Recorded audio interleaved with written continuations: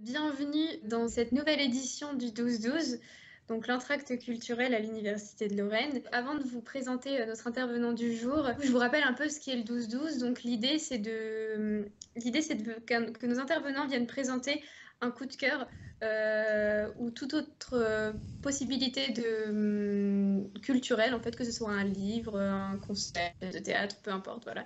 Ils viennent nous en parler pendant quelques minutes et ensuite on fait un petit moment d'échange entre nous pour en discuter, si vous avez des questions, si vous voulez plus d'informations ou quoi que ce soit. Donc aujourd'hui, je vous présente donc Samuel Nowakowski, qui est donc maître de conférences en infocom et à l'école des mines, qui est également chercheur au Lauréat et qui vient nous présenter son livre coécrit avec Bruno Cohen, qui s'intitule Demain est-il ailleurs? Bonjour à tous et bonjour à toutes. Donc, je vais vous parler de cet ouvrage qui s'appelle Demain est-il ailleurs, Odyssée urbaine autour de la transition numérique, coécrit avec mon ami Bruno Cohen qui devrait certainement nous rejoindre. Donc en fait, ce livre est un livre un peu particulier, c'est un objet singulier de par sa forme et son fond. Par sa forme, ce livre se construit autour d'une déambulation dans la ville de Nancy sur 24 heures. Donc c'est une déambulation circulaire qui s'est faite dans les murs de la ville de Nancy à la rencontre de Nancéiens et de Nancéiennes. Et l'idée que nous avions pour écrire ce livre, c'est déjà, et c'est une idée importante, c'est-à-dire que la question qu'on pose, c'est qu'est-ce qu'on entend par transition et transition numérique. Et là, ce qui a guider tous nos pas et nos réflexions, c'est que toutes les questions qui traversent le monde actuel, ce ne sont pas des questions qui doivent être réservées à un petit nombre d'individus, mais ce sont des questions qui doivent émerger et qui émergent auprès de chacun d'entre nous. Et donc, nous avons donc rencontré 12 personnes, 12 témoins, sur 24 heures, donc 2 heures chacun, de 4 heures du matin à 3h59. Et chacun a amené sur le sujet, lors d'un début de conversation, sa vision et sa compréhension de la transition, de la transition numérique.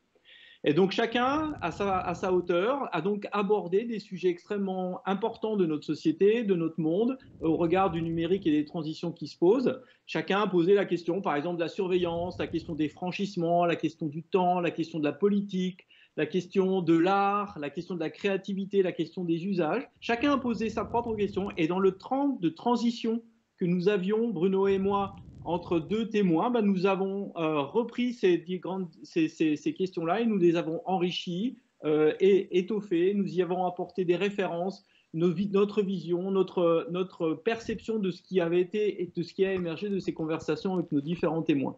Donc cette idée de cet objet, c'est déjà, comme je vous le disais, de montrer que la question des transitions, ce sont des questions qui doivent se penser à hauteur d'humain et pas dans des sphères autres.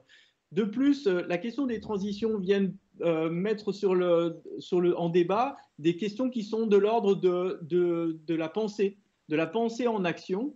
Et on rejoint ainsi on cherche à rejoindre modestement des grands textes, non seulement quand on parle d'Odyssée, le texte d'Ulysse et d'Homère, mais aussi l'Ulysse de James Joyce, qui sont des textes qui amènent à se questionner à la fois en tant qu'humain situé. Donc là, notre déambulation se fait au sein des murs de Nancy, mais c'est bien deux êtres humains qui rencontrent d'autres êtres humains en vue d'échanger des pensées et de construire quelque chose ensemble.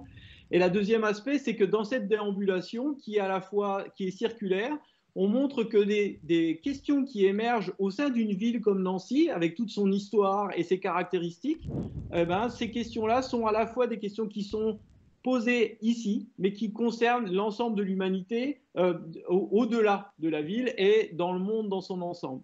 Et donc on a posé toutes ces questions-là et on a pu ainsi récupérer, enrichir, développer toute une réflexion autour pour finalement proposer notre approche, notre réflexion et qu'est-ce qu'on entend nous-mêmes par transition. Et là, je ne vais pas vous en dire plus parce que maintenant, ce sera de lire le livre. Et donc, cette question de la transition, c'est surtout aussi l'occasion pour nous de montrer que la pensée, c'est une affaire d'humain, c'est une affaire d'action, c'est une affaire d'être situé dans un espace, c'est une affaire de tous. Et donc, c'est dans le dialogue entre humains qu'on est capable d'aborder, d'appréhender et de se questionner avec un regard critique les grands enjeux qui nous attendent et le monde actuel et notre présent n'est pas exempt d'enjeux et de réflexions centrales quant à ce que ce peuvent être et ce que peuvent déclencher ces transitions en particulier. Donc c'est à la fois un livre riche, qu'on picore, c'est un livre auquel vous pourrez accéder à énormément de références, mais c'est aussi un livre fortement poétique parce qu'il est traversé par énormément de littérature. Puis c'est aussi un livre qui propose une pirouette dans sa façon d'être construit. Et donc, je vous invite vraiment à vous y plonger. Et Bruno et moi serons toujours à votre disposition si vous souhaitez en discuter, parce que c'est justement un livre qui ouvre à la discussion, à l'échange et à la construction d'une pensée entre humains pour les humains. Wow. Alors avant peut-être de laisser la parole à toutes les personnes qui sont ici, moi j'ai une petite question. Comment vous avez eu l'idée d'écrire ce livre ? En fait, c'est une histoire entre Bruno et moi qui s'est construite à Nancy, justement. J'ai rencontré Bruno, qui est devenu mon ami, un de mes meilleurs amis. On s'est rencontrés dans le cadre d'un dispositif qu'il a monté, qui était accroché au moment d'invention, donc des manifestations qui ont eu lieu à Nancy en 2013, 2016 et avant. Et il a monté quelque chose qui s'est appelé les ateliers des possibles. C'est-à-dire, c'était un regroupement d'individus qui visait à se questionner sans autre vocation que de se questionner sur les problèmes et tout ce qui vient autour des humanités et de l'humanisme numérique. Donc il a mis en place ce dispositif pour lequel après j'ai été à la fois un participant, puis aussi un relais, puis aussi un animateur. Et dans ce cadre de ces ateliers des possibles qui ont été mis en place dans le cadre de la mission dont il pilotait à l'époque, qui était la mission Nouvelles Intelligences des Territoires, on a pensé ensemble, réfléchi, on s'est reconnus aussi, on est devenus amis et on s'est dit ce serait peut-être bien qu'on fasse un bouquin ensemble, et c'est né comme ça. Bonjour Samuel, Bonjour. c'est Nicolas Brucker. Je suis sensible à l'étymologie, évidemment, parce que je suis professeur de littérature, et quand j'entends transition, j'entends transire, donc l'idée d'aller et de passer. Et je suis sensible à la démarche qui a été la vôtre, qui a été une déambulation, comme vous l'avez dit, dans les rues et de rencontres avec des témoins. Et la question que je voudrais vous poser, c'est, on a beaucoup parlé des laissés pour compte, de la transition numérique, c'est-à-dire de ceux qui avaient la possibilité, les acquis culturels et peut-être aussi certaines possibilités matérielles d'aller, de passer, d'opérer ce passage. Et puis il y a tous ceux qui ne le peuvent pas. Est-ce que dans les témoins que vous interrogez, est-ce qu'il y a uniquement des gens qui sont dans ce passage, ou bien ceux qui se sentent délaissés pour compte de la transition numérique ? En fait, alors déjà pour les témoins, pour un peu les qualifier, c'est surtout des connaissances, des amis, des gens qu'on a identifiés parce qu'il nous semblait, on avait envie de discuter avec eux sur ce sujet-là.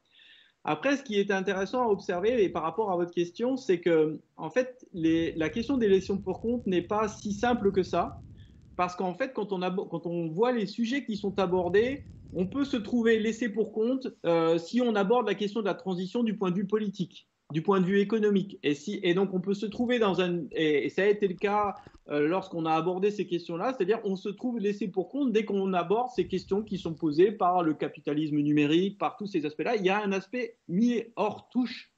Et là, ce n'est pas le laisser pour compte qu'on entend habituellement, les gens qui n'ont pas accès au numérique ou qui en sont extrêmement loin. Il y a également un témoignage, c'est la question des usages, où le témoin nous fait remonter l'idée qu'on se trouve dans une situation où on est complètement dépassé par ce qui se joue, et le monde qui se construit, et elle termine son intervention là, c'était quelqu'un qui militait dans les années 70, elle disait, si on avait su que le monde serait celui-ci, et pour lequel on s'est battu serait celui-ci, on se serait suicidé. C'est-à-dire que on a une forme aussi de relation au monde actuel et à la transition numérique qui fait que le mot laisser pour compte peut prendre plusieurs formes suivant le thème qu'on aborde. Et c'est un peu ça qu'on cherche à développer une fois qu'on a mis le doigt là-dessus en échangeant avec les différents témoins. On n'a pas rencontré de personnes qu'on classe dans les laissés pour compte du numérique, tous ceux qui sont confrontés à la difficulté, ne serait-ce que matérielle, en termes de compétences, tous ceux qui sont aussi sujets à l'abandonnisme numérique, qui fait que les outils qu'on leur propose sont trop éloignés de leurs problématiques pour pouvoir se les approprier. On n'a pas à rencontrer ces personnes-là parce qu'on n'a pas souhaité non plus faire un livre qui avait vocation à être un livre de panel, c'est-à-dire on va essayer d'aborder toutes les caractéristiques des humains qu'on a à faire. Mais ce sont des questions qui traversent malgré tout l'ensemble de nos réflexions. Dès qu'on a parlé de franchissement, de temps, on retrouve des gens qui ont une forme de relation à la transition numérique qui peut les amener à se trouver en dehors et exclus d'une part des réflexions, avec un regard qui les rend impuissants face à ce qui se joue et les différents enjeux qui sont en cours. Et donc c'est là aussi que le travail sur la pensée en action, c'est aussi se donner les moyens de pouvoir réintégrer le jeu et de pouvoir se remettre en action et peut-être reprendre la main sur un certain nombre de décisions qui se prennent aujourd'hui. Merci.